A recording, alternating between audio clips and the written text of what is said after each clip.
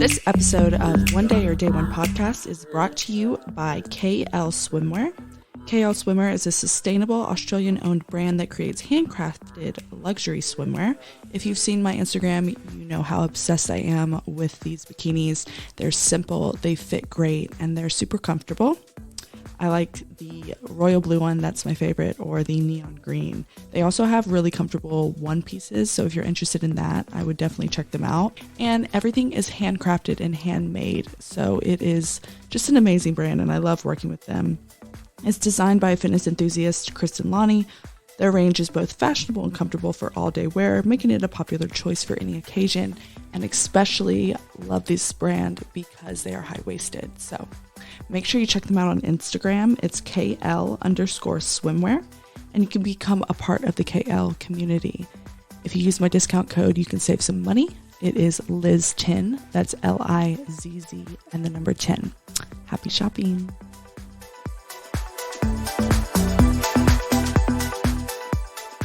What's up, you guys? Welcome back to One Day or Day One podcast. I'm your host, Liz the Shiz, and today we have a very special guest. Her name is Montie Green. Say hi. Hi. And she is the owner of Velvet. It's Velvet and Wax Studio? Velvet, Wax, and Beauty. Velvet, Wax, and Beauty. Yes.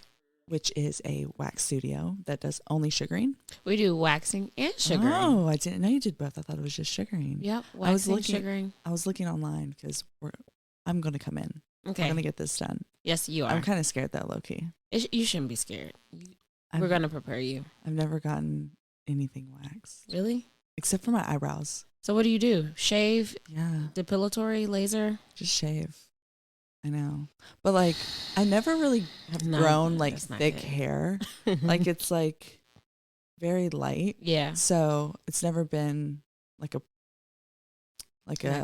problem. Yeah. Like, yeah. I can shave my legs like maybe twice a week. Maybe.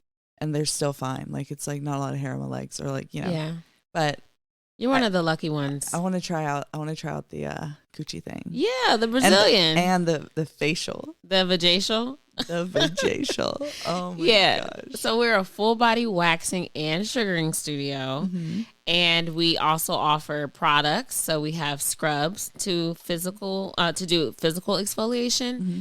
And spray and a tonic for ingrown hair bumps. Ooh. And that's for men and women, and you can use it wherever you get ingrown hair bumps. Oh, that's nice. So if you're shaving, you should have an aftershave. So that's what our tonic is basically. Oh, yeah. I should get that. Yeah. I'm sorry I didn't bring some for you. Oh my gosh, no, you're fine. I thought about it today. I'm going to come. We're going to set it up. Please. Very cool. So let's get into like getting to know you a little bit. What made you start the business? When did you start the business? Yeah. And all that. Yeah.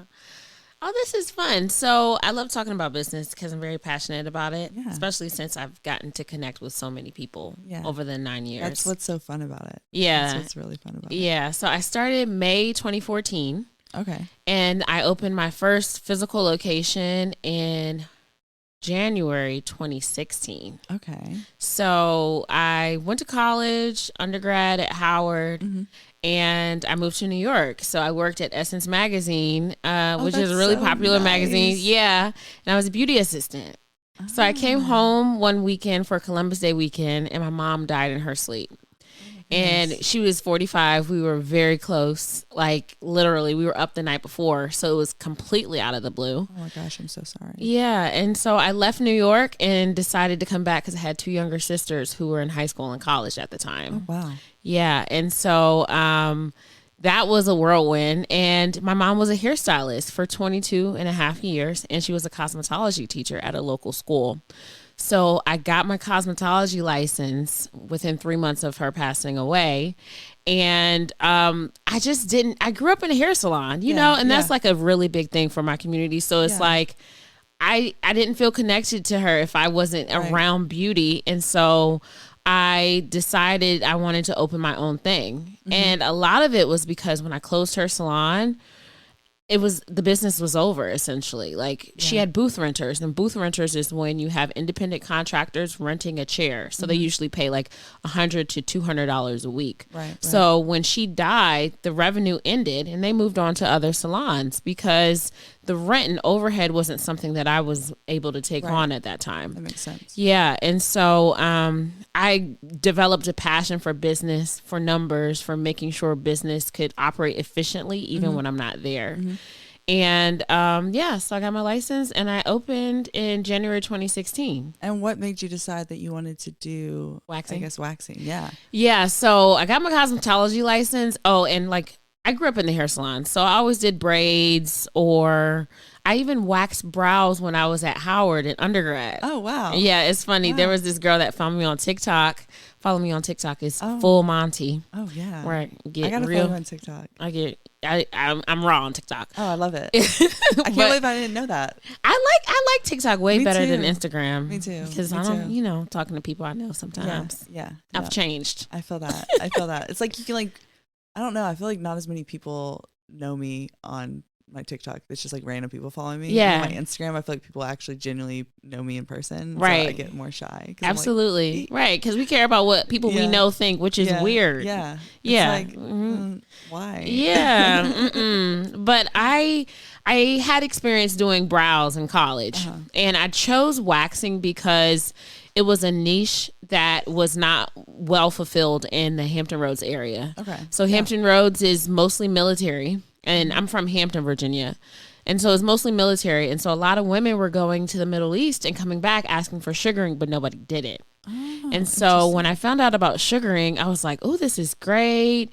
It prevents ingrown hair bumps. It's not hot.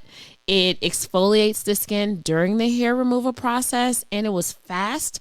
And the first place I ever went to had such good customer service that I was like, ooh, I could do this. Yeah. And it's fast. So with hair, you can get color, braids, locks, fusion. It was just too much for me. And I have a short attention span. Yeah. So I was like, let me figure out how I can take my strengths and something that the people want and need and put it together. And I'm glad I did that, because I stopped doing hair completely. I even did makeup. Like when I was in college, I was a makeup artist. Oh, wow. And yeah. So when I lived in New York, I was a makeup artist and I had to travel with a kit. And, we have like hundreds and hundreds of products. And I was like, this is too much. This is too much. Yeah.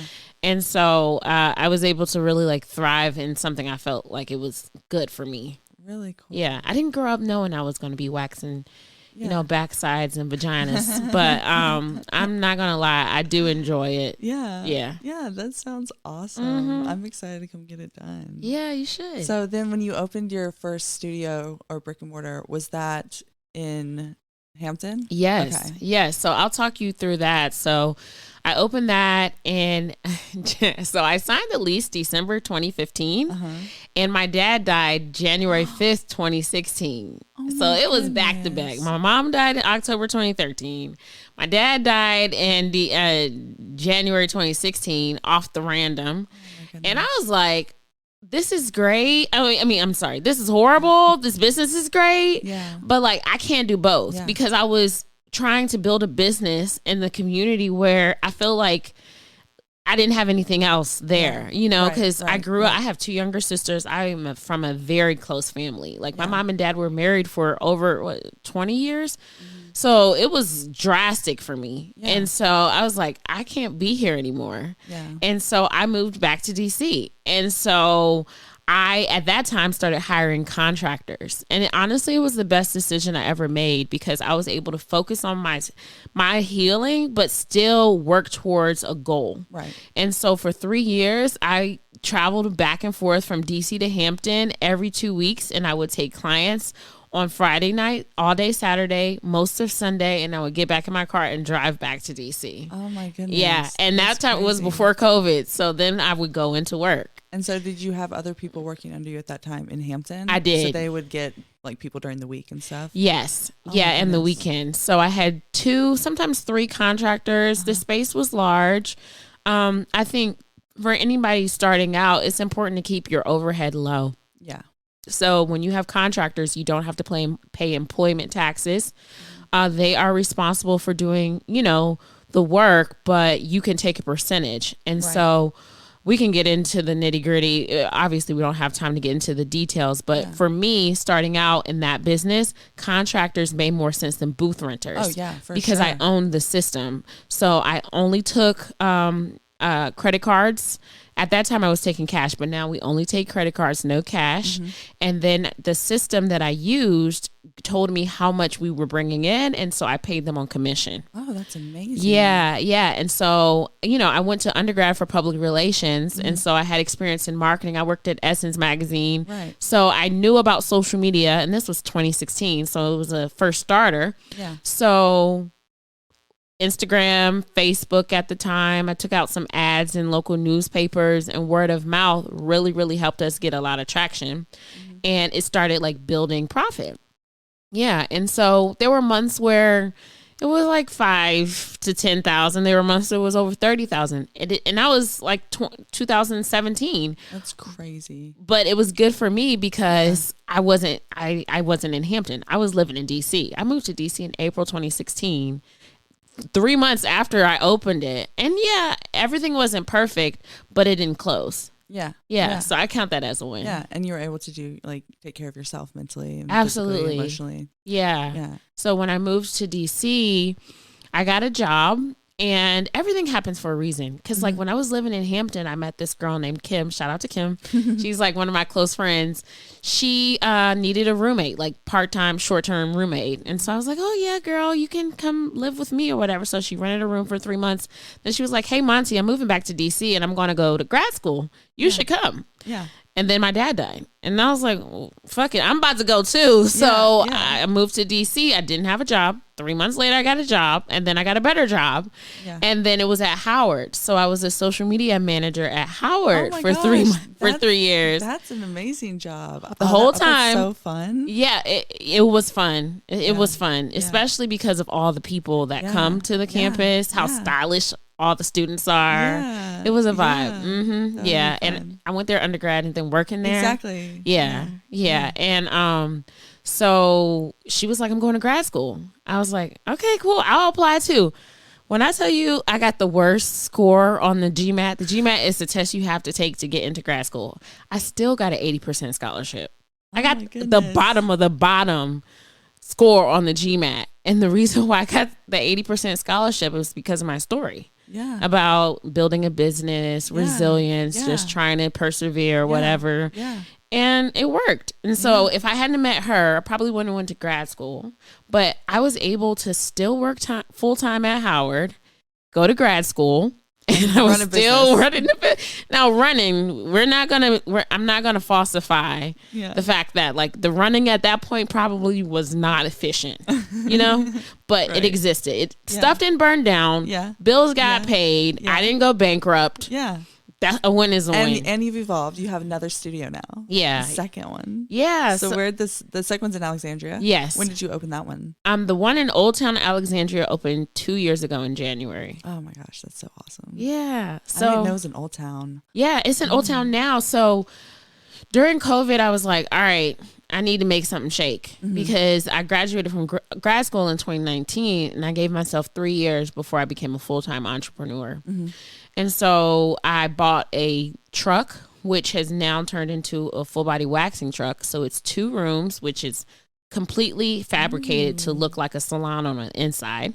Oh, yeah. Cool. I launched that in October of 2022. Oh my gosh. Yeah. Cool. Yeah. And then I got a space in Alexandria.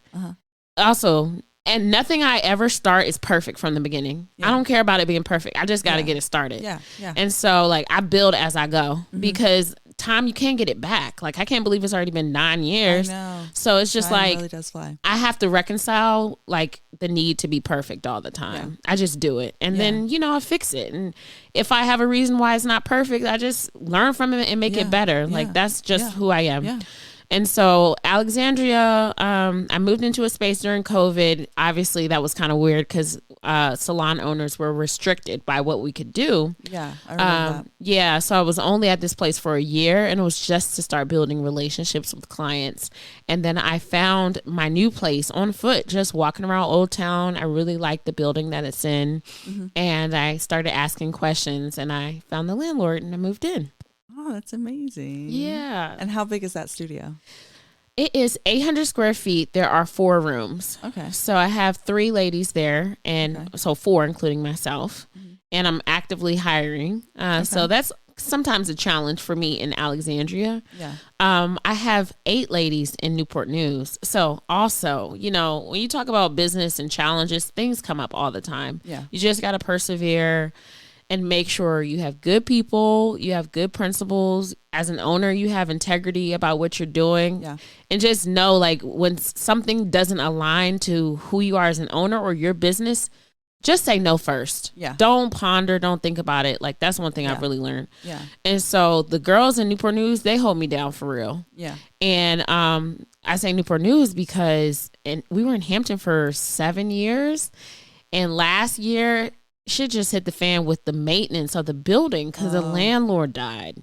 Oh, Lord. And, you know, life be life. And so anyway, that happened and they just weren't fixing it fast enough. Like, it was at a point where it was just, we didn't have a bathroom. I'm like, y'all, I don't got time for this. I'm not paying rent. And I'm not. And there's no bathroom. And I'm not about to lose clients or sacrifice my reputation because y'all not moving fast enough for me. So I moved out the next day.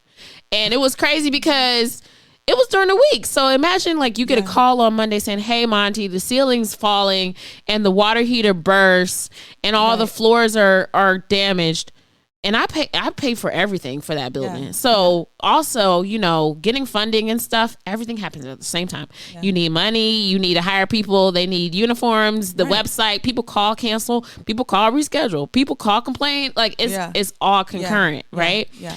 And so I did the renovation myself, but I don't cry about what money's already been spent. Like, I paid the money, I did what I needed to do. It's over now. Let's move on. Yeah. So on the way from DC to Hampton, I probably called like 50 commercial brokers, and I had an assistant, and she was just Googling stuff within the zip code I gave her. And then I would call, be like, what's the square footage? What do the doors look like? What's the rent? What's the parking situation? Yeah, do you have a sign? Can we have a sign? Yeah. And by the time I got there, I had 5 appointments. I looked at all 5 buildings, and then I signed the lease that night. And I got my ass in the car the next morning and drove back to DC. No, my sisters, I have 2 younger. I already told you. They're everything to me. They helped me. So by the time I got there, the salon was halfway packed up already. And I paid like $3,500 to move the salon 6 miles down the street, but to a much better building with in one day. A day. And people were like, oh, we thought you already knew about this place. No. And that's the thing. That's crazy. I don't be telling people how cold I am because they're not used to it. Yeah, that's wild. I don't talk my shit often, but that's not easy. No, that's not easy for you to do. That is a huge risk. Yeah. But like so rewarding. Like, you got out of a situation. You fixed it all in one day. You signed a lease. You found a place and signed a lease in a day. Yeah. Like, it's some boss shit. Like, I'm a spiritual person. I think God is really on my side. I think my mom's prayers still work on my behalf for sure. But I also do not take no lightly. Yeah. I don't. Like, I don't tell no myself. And it's crazy that, because I recognize hypocrisy in the things that I say, because I hold myself accountable for things. Right. So when I say take no lightly, I'm like, I'm not sure, but what about what you ate last night? Right. You know, I think everybody has their weakness. But when it comes to the business, I think it is directly tied to my mother's legacy. Yeah. And because she was a motorcycle rider, so her bike name was Red Velvet. She had red locks and her name was Red Velvet. So Velvet is, and her favorite movie was Coming to America. Okay. You know, when Eddie Murphy's like, what is this, Velvet?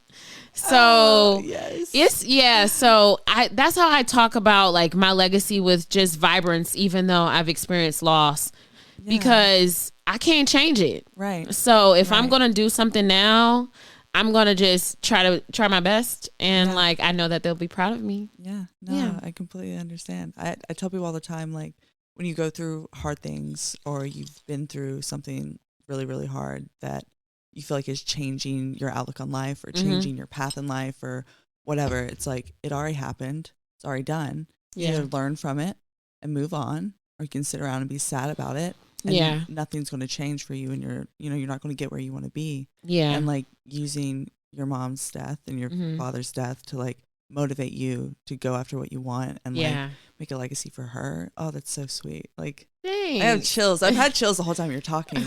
All these experiences, I've learned so much, like the different types of business insurance to have, the difference between a contractor and employee, and how if you have a handbook, they need to be employees because you can't hold people to a schedule or require them to do certain things if they're contractors. So many things I've learned.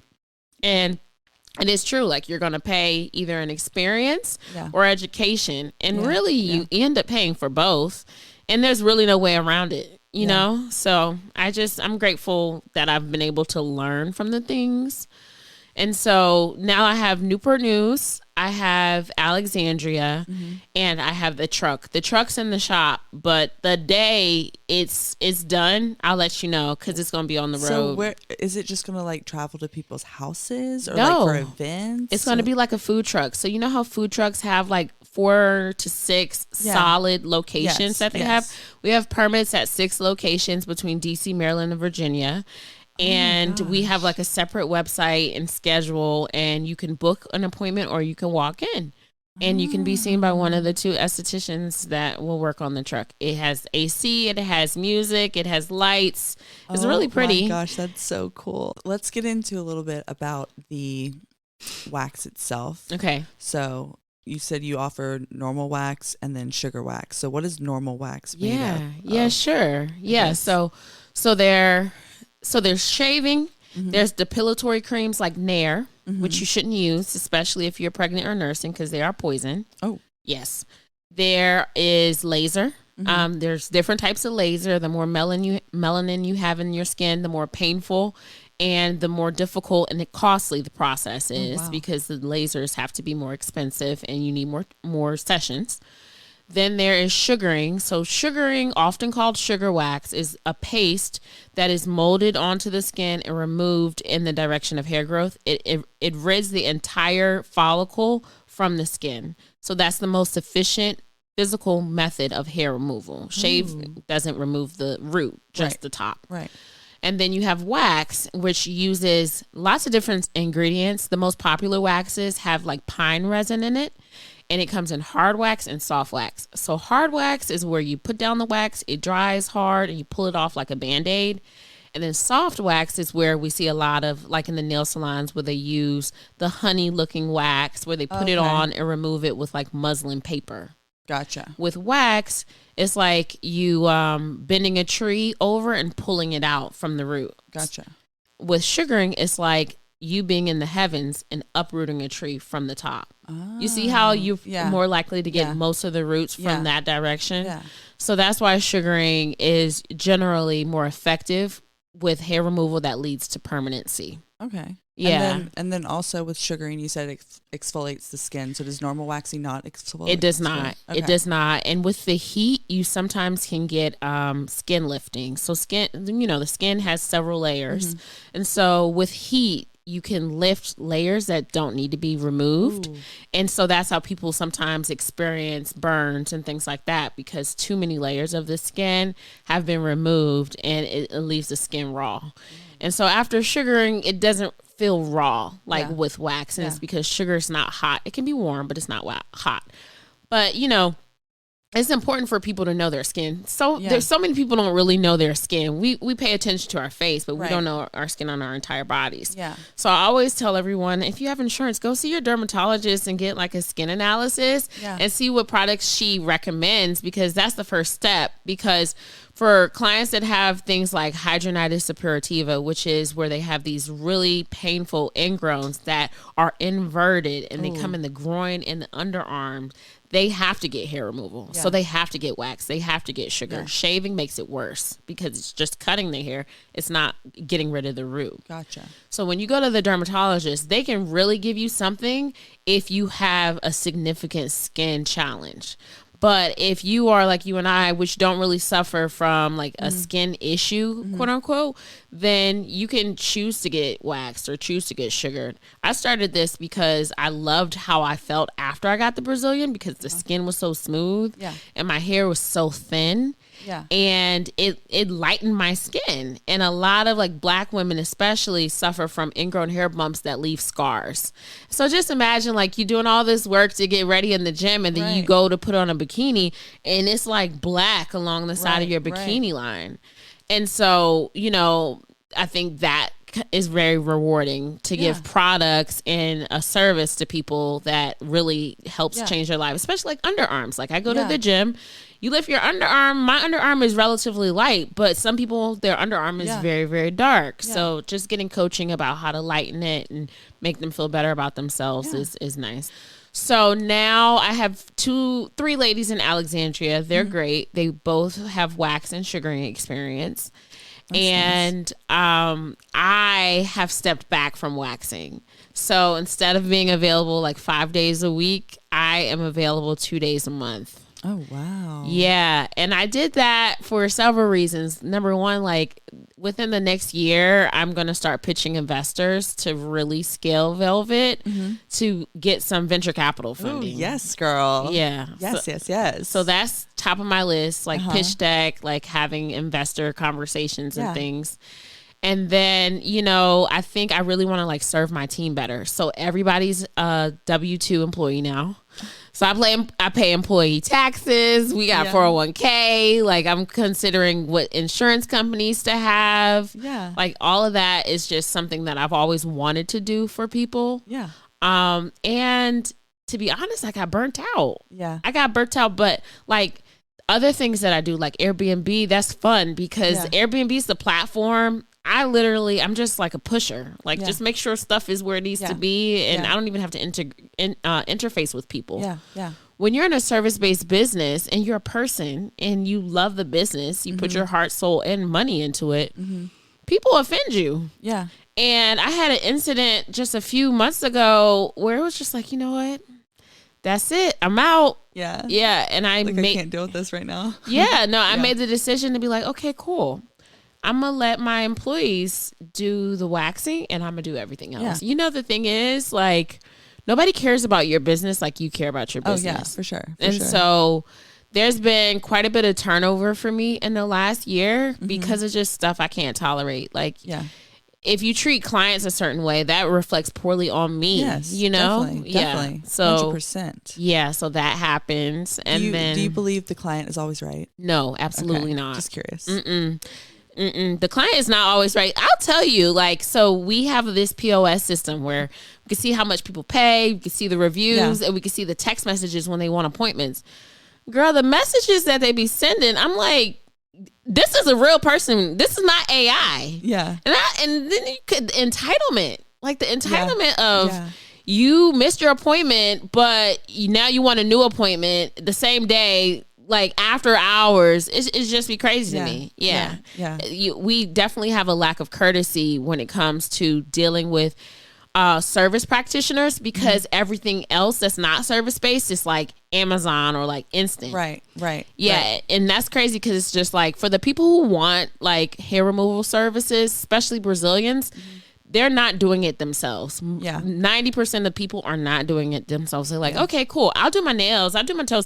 But getting a Brazilian, no, I'm going to leave that to the experts. Yeah, definitely. So we kind of need to realize that in our culture, we're speeding up. But for service-based businesses, you still need to treat people like people. Oh, yeah, definitely. Yeah. 100%. Yeah. So what is your plan for the rest of the year, I guess, to set yourself up to attract investors or to get their eyes on you, I guess? Are you making a new change with your social media? Are you putting like your time? What are you doing with your time with the business? Yeah. So as a CEO, I'm about to go through a rebrand. Okay. Yeah. So being very intentional about the communications I put out, you know, we were talking about that earlier, like feeling like you want to be your authentic self, but then knowing that perception is reality and you need to purport a particular position. So that, and then I have pitch decks that I'm circulating amongst my network to get feedback about what the pitch deck should say. Nice. And then I have a few lawyers in my network which are reviewing it, and then they're going to connect me with other investors. I plan to go to InvestFest. It's this group called Earn Your Leisure. I believe that's in Atlanta in August. So I intend to go there. just to build connections and things like that. There's another conference I'm going to in August. It's called Black Health Connect. So my friend that I went to undergrad with is a pharmacist, and it's several medical doctors and things doing or participating in that conference. So I'm going to that in August. So networking, building relationships, and asking people for what I need. Yeah. Because I haven't been doing that. I think that, but previously I was, come get waxed, come get sugared. Yeah. Now that's not my job. That's my assistant's job. That's the marketing assistant's job. Right. My job is, hi, I'm the CEO of this $1 million company. Can you give me $1 million so I can expand? Yeah. And that is a very uncomfortable thing to talk about from someone whose parents are gone. Both my parents died with very little to their name. I'm one of the first, I'm the only I'm the highest earner in my family. And I don't know I don't know how to do this. Then nobody tell me, you know what I'm saying? Nobody You're tell just me. Learning as you go. Yeah.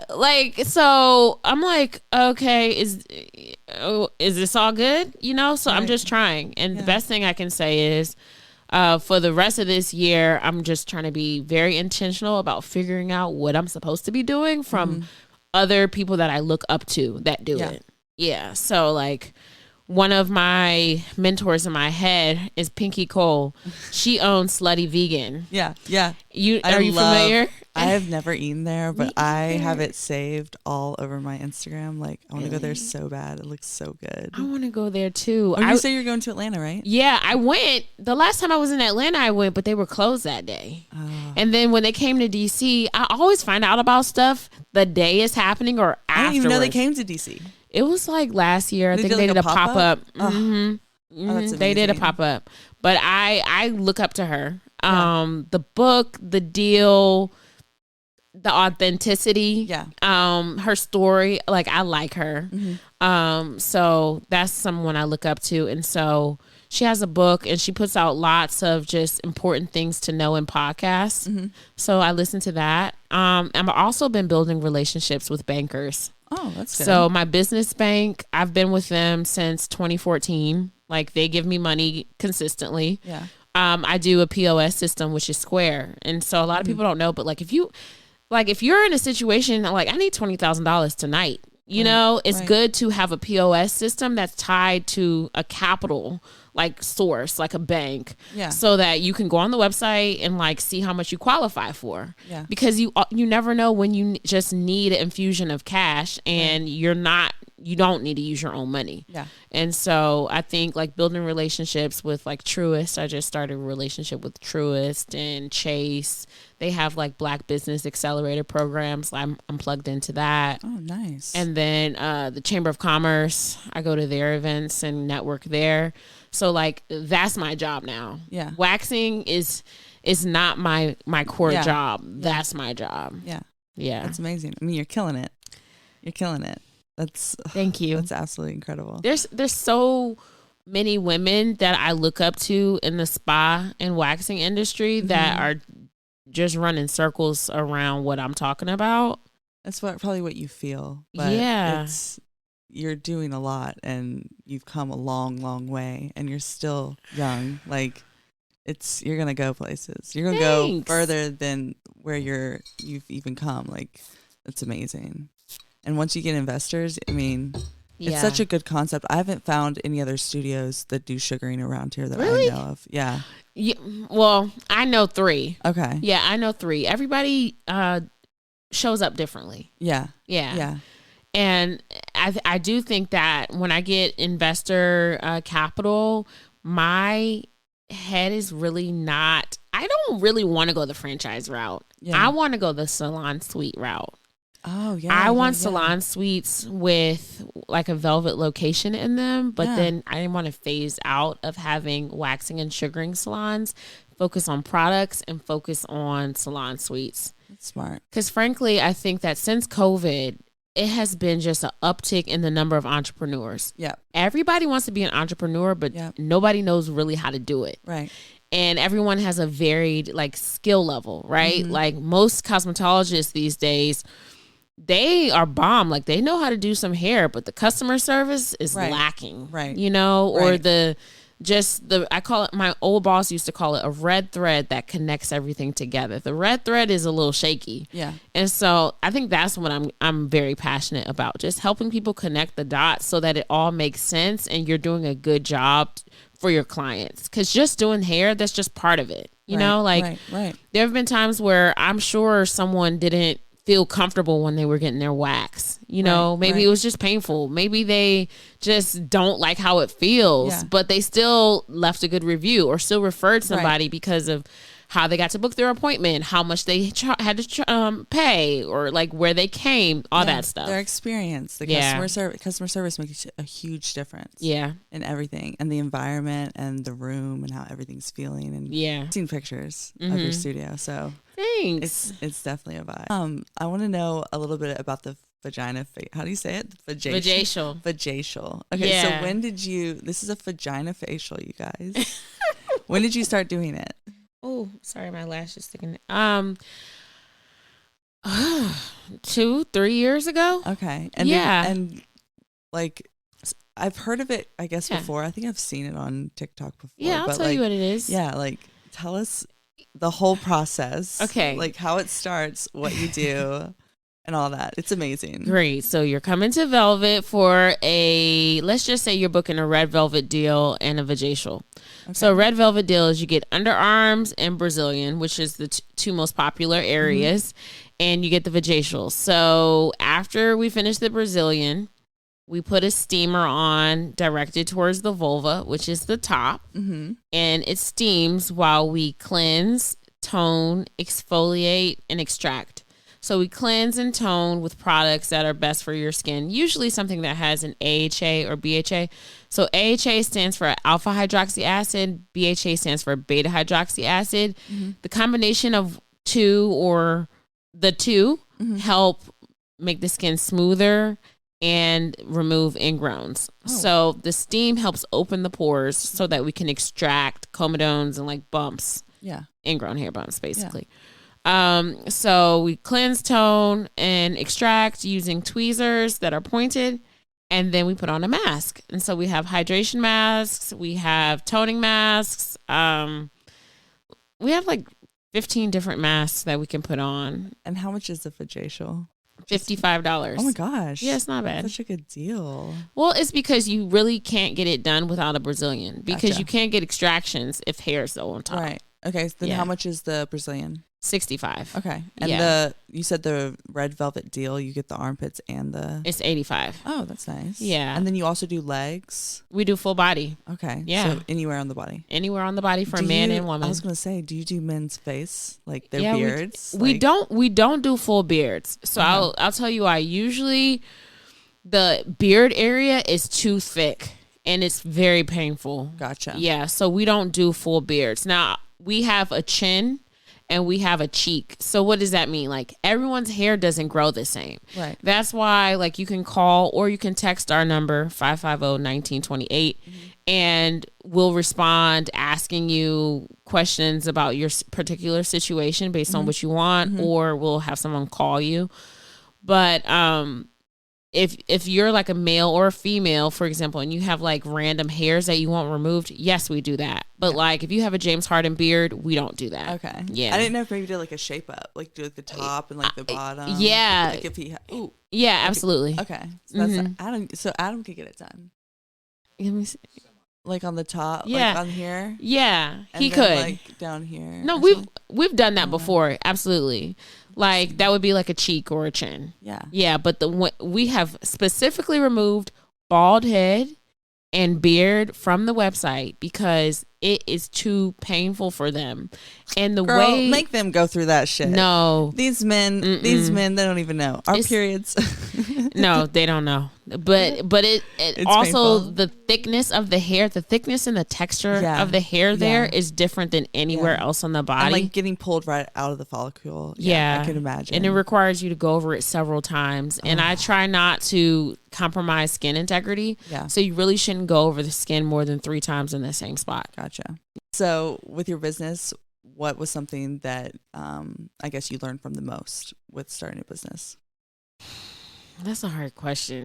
Don't rush into things, but you have to keep a steady pace and hold yourself accountable to time. I've mentioned time a lot because it's money. Yeah. And in order for you to make money while you sleep, the systems that you set up need to be efficient. Yeah. And so, like, I'm not waxing anymore, but every day I delay on doing an administrative thing, it can push us back a week or 2 weeks. Yeah, that's very true. Yeah, so I have to be very diligent with my time, with making sure like I do the things I need to do to help the rest of the systems work rather than the other stuff. Yeah. Because like me waxing someone, that's a one and done thing. Right. But if I give my manager access to this system for her to manage it, now she's doing it every day. Yeah. And the effect is a revenue growth, right? Yeah. Or a more efficient customer service experience. So, and then another thing that I learned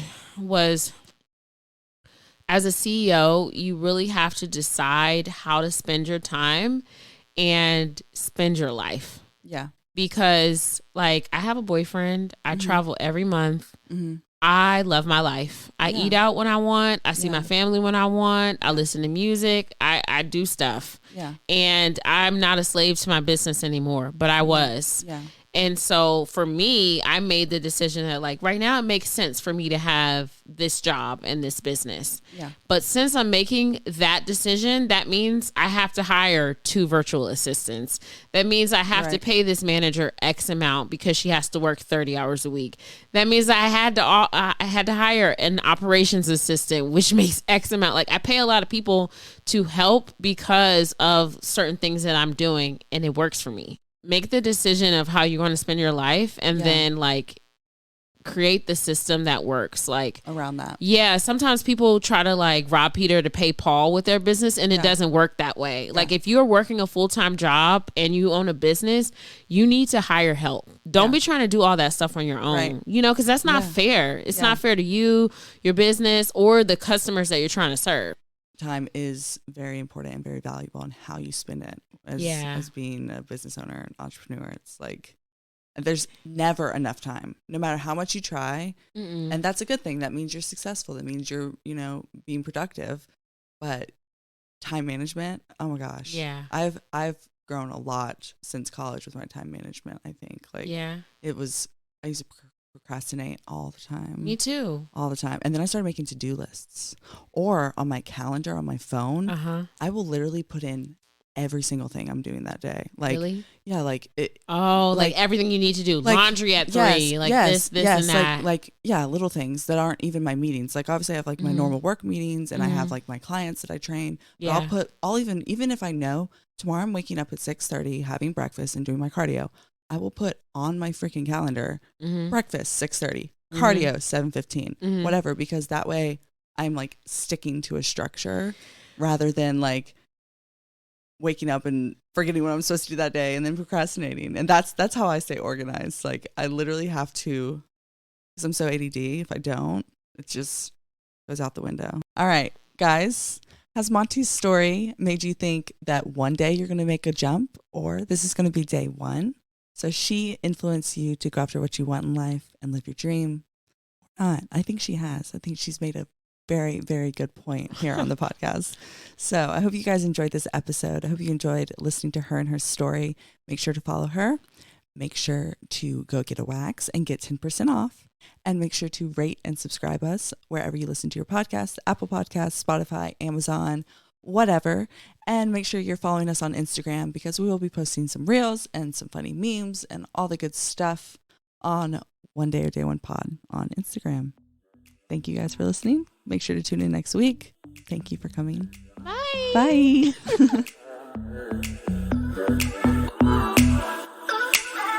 Bye.